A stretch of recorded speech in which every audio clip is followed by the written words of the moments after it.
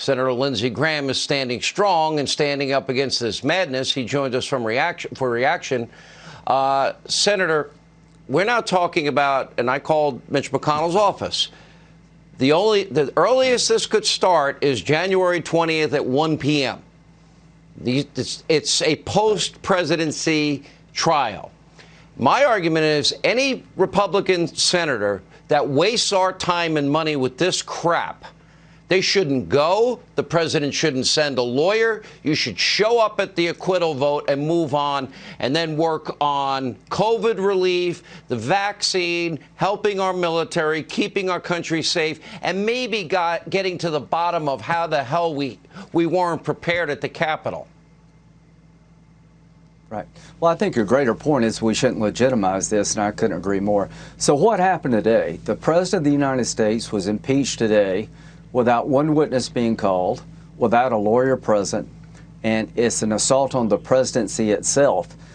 These actions, if they continue, will incite more violence. Every time you ask President Trump to calm his people down, to reject violence, to move on, he has done it. Now, how has he been met? I think outrageous misconduct by the Congress itself. So what comes next?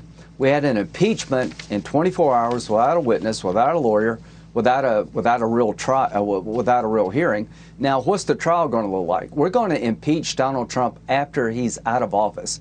To the American people, what good comes from impeaching President Trump after he's out of office? That's an unconstitutional attack on the presidency.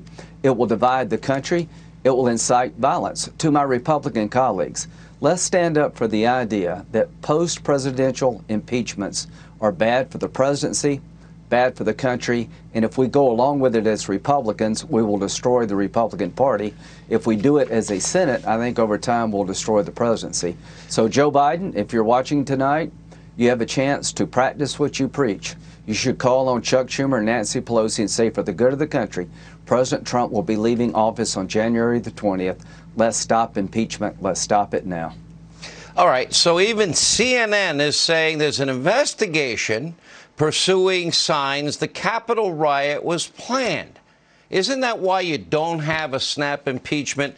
And let's look at the words of the president, Lindsey. He said, I know that everyone here will soon be marching over to the Capitol building to peacefully and patriotically make your voices heard.